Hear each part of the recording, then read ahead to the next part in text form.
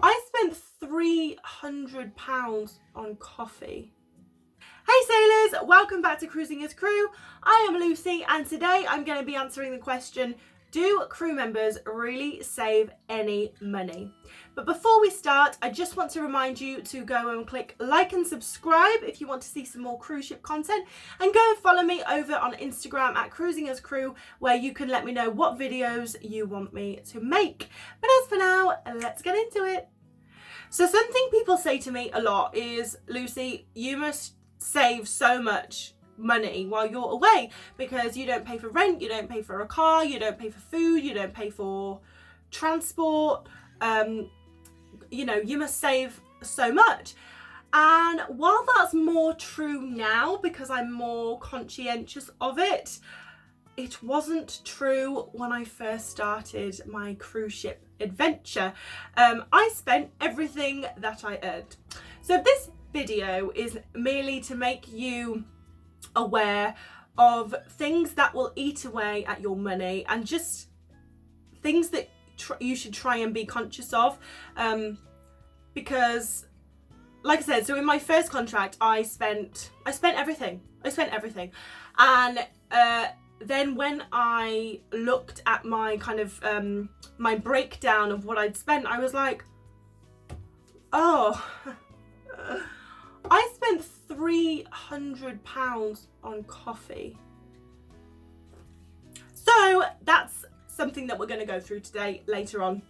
But yeah, it's difficult. So I and most people on their first contract, you don't save anything because it's exciting, it's new, you want to do everything, especially if you're on a ship that's going to like really cool places.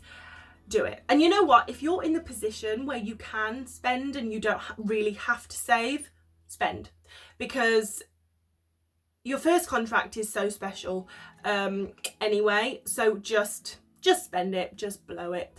But for someone like me who's been on ships for a while now, I'm like, okay, well, if I ever want to buy a house on land one day, I need to save. So I have started doing that the last few years. First, I'm going to go through some things that will make it hard for you to save money on a cruise ship. Then we're going to go through some things that will make it easier for you to save money on a cruise ship. And then at the end, we're going to go through a few little things that everyone can be aware of to make it easier for you to save a little bit of money here and there. So firstly, things that are going to make it harder for you to save money while working on a cruise ship. And the first one is if you have bills at home. And this seems obvious, but if you're still paying for stuff at home, then it's the same as working on land because you still have bills. So what a lot of people do when they come to work on cruise ships, because you will be on a ship for 9 months or 6 months, 9 months or whatever, a lot of people, pack up their life. So a lot of people sell their apartment, sell their car, so they basically don't have any outgoings.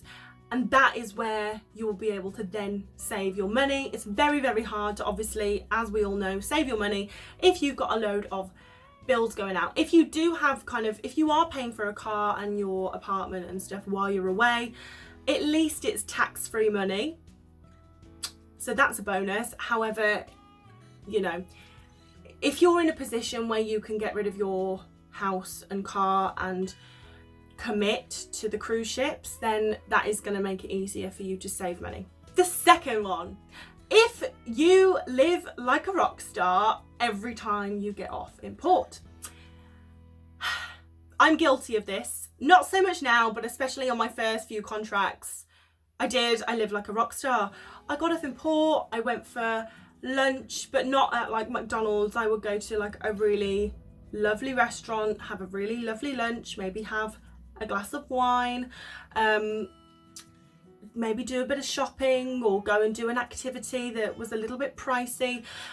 So yeah, and that, you're in a new port every day and you might not get every day off, but if you get 2 or 3 port days off a week and every time you go out in port you're spending like $100, which Sounds excessive on here, but believe me, it happens. It's very, very easily done. That is obviously going to eat away at your money. So something to make sure that you do is give yourself a budget. Give yourself a budget for the week, and look at when your time off is, if you know, and just think, right, if I have lunch, I'm only going to spend £10 or $10 on lunch, or and actually the food is the most expensive thing. The food in the crew areas, the mess, is notorious for being average. So a lot of crew members, and that's on every ship, that is on every single cruise line. So the majority of crew members, when they get off and have some time off, they will go for food. I do it, every crew member does it. I don't know anyone who doesn't, unless they're really trying to save. But yeah, food is where you will spend a lot of your money. So trust me when I say putting a budget on food, how much you spend outside on food, will help a lot. The third one, if you go to the bar every night. Sounds really, really obvious, but in the crew bar, the drinks are like $1.50. They're really, really cheap for a drink. So the thing is, you can go to the bar and have an amazing night and only spend £10 or $10. So, and it's not a lot, but obviously if you're spending $10 every single night, if you're buying rounds, $10, $20, at the time it really doesn't seem like much, but it adds up. It adds up, $10 every night, that's £70 a week, it's just, so yeah, try and limit yourself to how much you spend in the bar. And these, look, I'm not saying don't have fun, but it's just things to be aware of, because I didn't, on my first contract, I was like, oh my God, it's $2 for a cocktail in the crew bar. I had a lot. And at the end of my contract, I looked at my statement at how much I had spent on these bloody £2 cocktails, and I wasn't impressed, because it was more than my £300 bill on coffee. So honestly, my first contract, I think I spent, it would have been about £800 on drinks, coffee and like alcohol and Cokes and Sprites and and that was just on the ship. That wasn't off the ship. So really, like, food and drink, it is an expense. I know that technically it's not, because if you work on a cruise ship you get it for free, but it is an expense. And if you want to save money, you stick to that free food and that free coffee, and you'll be rolling in it, really, because I actually do think that is the biggest expense for the majority of crew members. Everyone who I've spoke to, and they're trying to save money, and I'm like, well, where is it going? And they're like, food, because I go out every port and I buy lunch or dinner or whatever, breakfast and lunch. So food, big one to be aware of.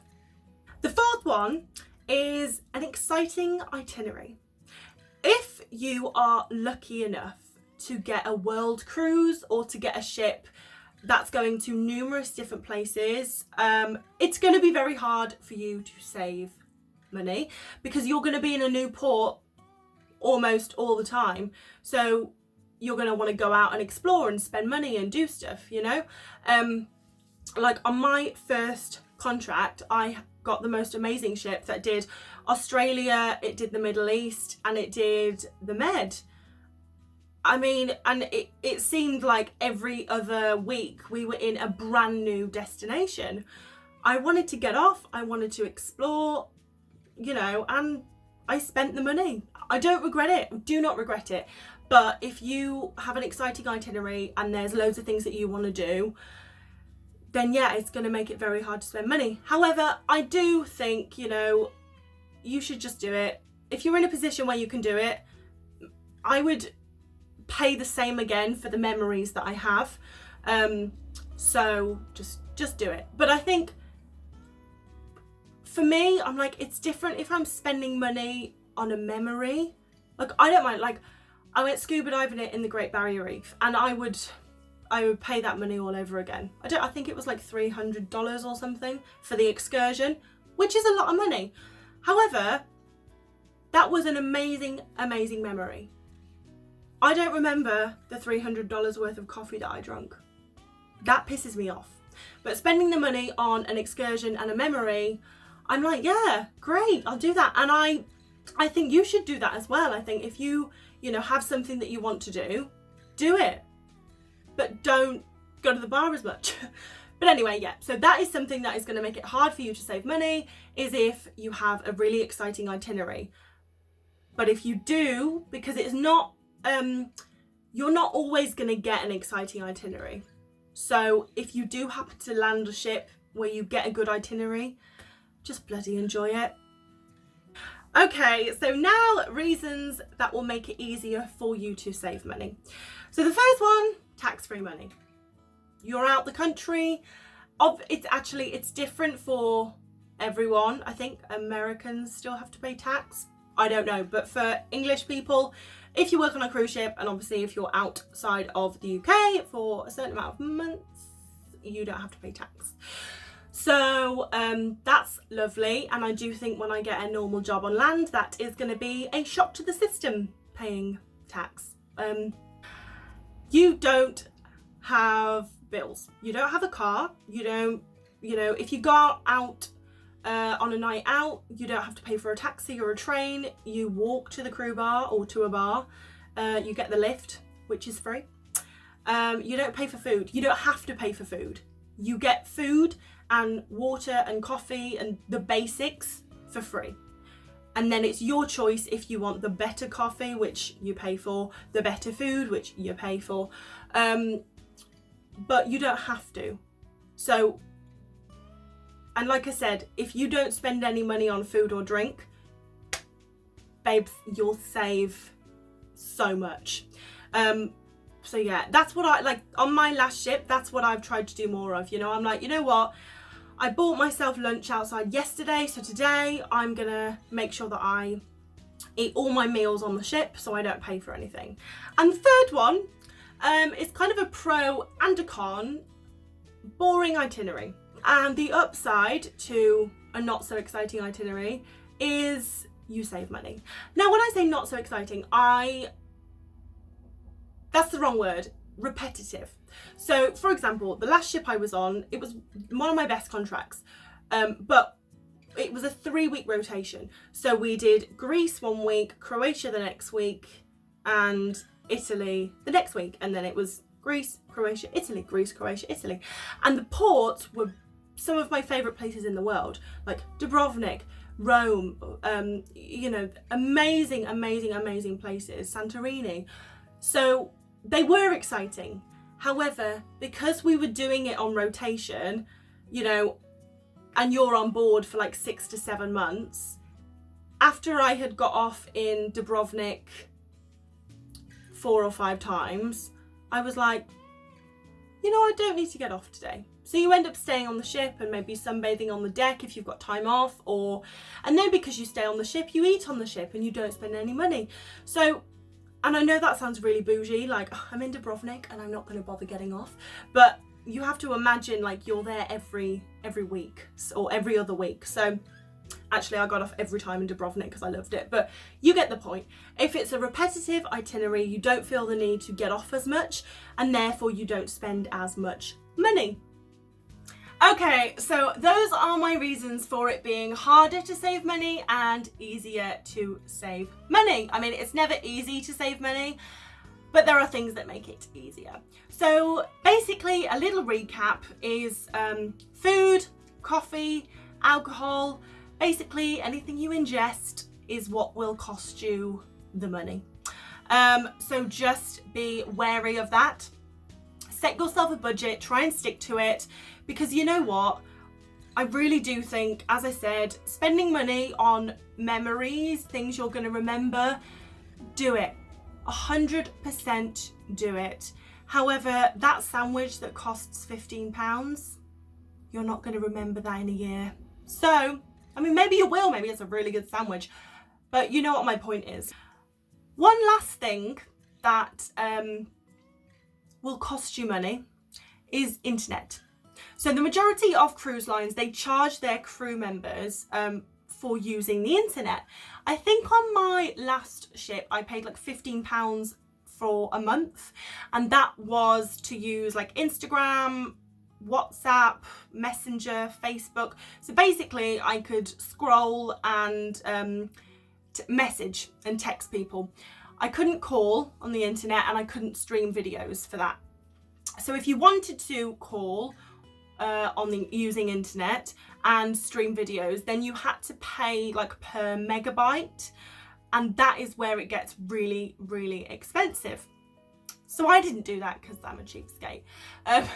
But what I would recommend is, if there is an option to have like you know, your basic like texting package, get it, because you then feel kind of in constant contact, being able to, you know, message your mom or your friends or whatever. However, when it comes to calling people or Google searching things, or, you know, doing stuff that your texting internet package doesn't allow, when you get off in port, free Wi-Fi. That's all I'm going to say. Like, it's not all I'm going to say. So basically, if you ever go on a cruise and you watch the crew members when they get off the ship, they will all go to a restaurant or a cafe that has free Wi-Fi. And actually, come to think of it, I think that's why everyone spends so much on food and drink, because it is. Because you get off and you go somewhere where they have free Wi-Fi, which is usually a cafe and a drink, and obviously you have to buy something if you want to stay there and use the Wi-Fi and call everyone you know. So just buy a drink. Have lunch on the ship, and then just buy a coffee or a beer or, I don't know, a fizzy drink from the cafe where you're gonna use the Wi-Fi. And that honestly will probably be cheaper than paying for the megabytes on the ship. But that is something to be aware of. So just use the free Wi-Fi in the ports if you can. If you absolutely can't wait and you must spend money on that, then do it. Do it. I did it.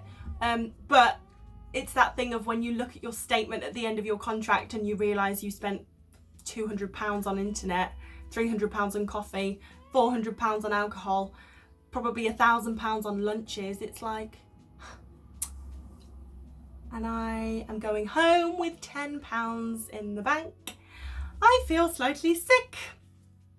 So I'm just trying to prevent you from getting that nauseating feeling when you realise that you spent all your money on things that you can't touch because you ate them.